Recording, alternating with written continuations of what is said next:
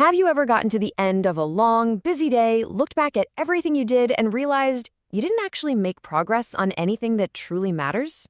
You were busy, sure, but were you productive? It's that sinking feeling, isn't it? Like you're just running on a hamster wheel, answering emails, putting out little fires, checking off all these minor tasks, while your most important goals, the ones that could genuinely change your career and your life, just get pushed to tomorrow, and then the next day. If that sounds familiar, well, you are definitely not. But what if there was a simple, powerful way to break that cycle for good? That's exactly what we're going to uncover today as we dive into a classic, time-tested solution from Brian Tracy's international bestseller, Eat That Frog. Welcome to MindSwitch Books, where we break down the big ideas from books that can genuinely change the way you work and live. Okay, let's just jump right in. Brian Tracy doesn't mince words with this quote. He's telling us that this feeling of being unproductive isn't just a personal failing. He argues it's one of the biggest roadblocks to success in the modern world. It's that huge gap between having a great idea and actually making it happen. And this book, it's the blueprint to close that gap. So in the next few minutes, we're going to unpack the brilliant metaphor at the heart of this book.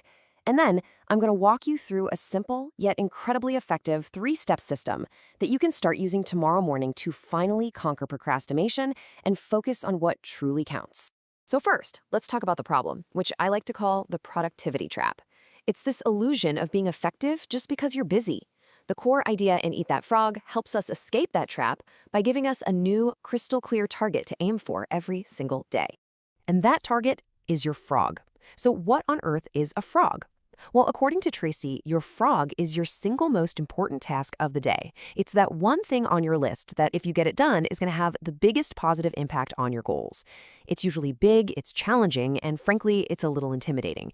You know the one I'm talking about. It's the task you know you should do, but you keep finding excuses to put it off.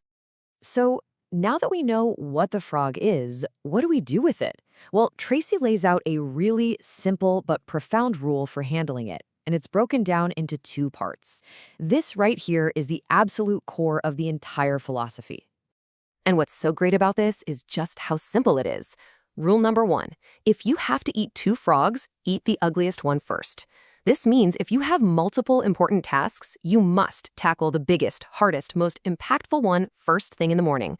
So if your 2 frogs are, say, prepare the big client presentation and organize your digital files, that presentation, that's your ugliest frog. You do that first. And then rule number 2, if you have to eat a live frog, it doesn't pay to sit and look at it for very long.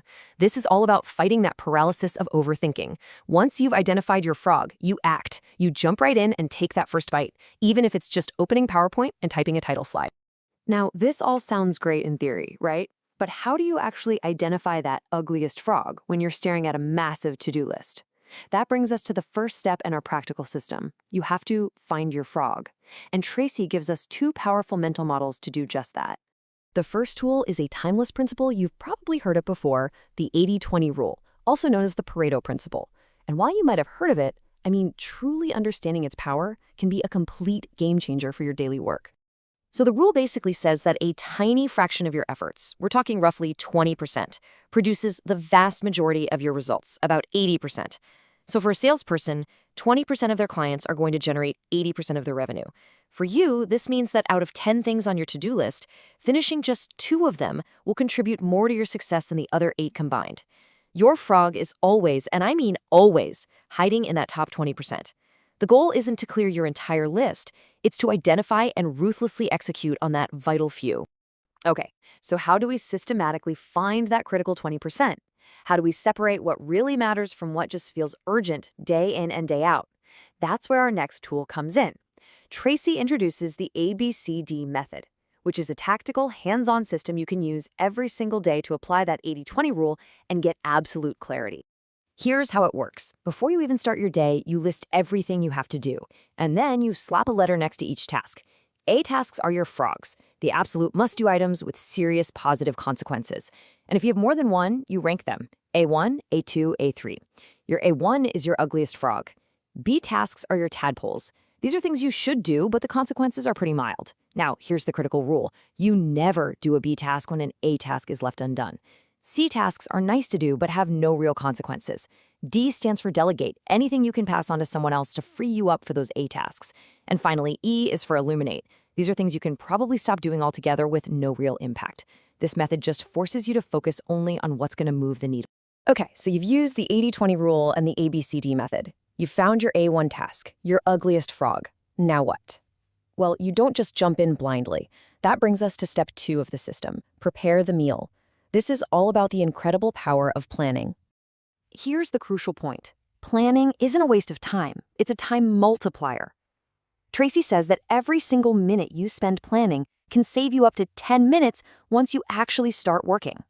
I mean, that is a 1,000% return on your energy. It's incredible. And this slide just illustrates that idea perfectly with the 10-90 rule. It says that spending the first 10% of your time planning and organizing your work before you begin will save you as much as 90% of the time in getting the job done. Think about that. Just 10 to 12 minutes of planning your day can save you up to 2 hours of wasted time and fuzzy thinking later on. So what does this planning actually look like? It's simple. Think on paper. An idea that's just floating around in your head is a fantasy. It's vague, it has no real energy. But the moment you write down your goal and the steps to achieve it, you make it tangible. You crystallize the thought, you create a clear track to run on, and you activate your mind to start working on it, even subconsciously. And hey, if you're finding this system as powerful as I do, maybe take just a second to hit that like button. And if you know someone who's stuck in that same productivity trap, maybe share this with them. It really helps the channel reach more people who might need it. All right, so you've found your frog, you've prepared the meal by creating a solid plan. There's only one thing left to do. This brings us to the final and most critical step in the entire process. Take action now. Look, even with a plan, a big frog can feel overwhelming. The secret is to not think about the entire frog. Just focus on the first bite. You can accomplish the biggest, most complicated job in the world if you just break it down and complete it one step at a time. So just focus on starting that very first action item on your plan, then the next, and then the next. And once you've taken that first bite, you have to do what Tracy calls single-handling the task. This is a commitment to monotasking. It means you start your A1 task and you work on it and only it until it is 100% complete. No checking email, no scrolling social media, no getting pulled into those quick questions. You give your most important task your undivided attention. This intense focus is the secret ingredient to producing high-quality work in record time. And what happens when you finally finish that frog? Oh, the payoff is huge. Your brain releases a rush of endorphins, giving you this natural high and a feeling of deep satisfaction and accomplishment. This creates a powerful wave of momentum that makes every other task for the rest of the day feel so much easier. But most importantly, it fundamentally shifts your entire mindset from being reactive, just responding to whatever the day throws at you, to being proactive and in control. You start the day winning on your own terms. You know, this system is simple, but it is not easy. It definitely takes discipline, but mastering it can fundamentally change your relationship with your work and your goals. So I'll leave you with this final, crucial question. What is the one task that if you did it first thing tomorrow morning would have the greatest positive impact on your life? What frog will you eat tomorrow? Thank you so much for watching this deep dive into Eat That Frog. If you want more summaries like this one that help you upgrade your thinking, make sure to subscribe to MindSwitch Books. And hey, if you're ready to truly master these principles, I highly recommend clicking the link in the description to get your own copy of the book. It's packed with so many more details and techniques we just couldn't cover here. Thanks again for watching, and I hope you go out and eat your ugliest frog tomorrow. I'll see you in the next summary.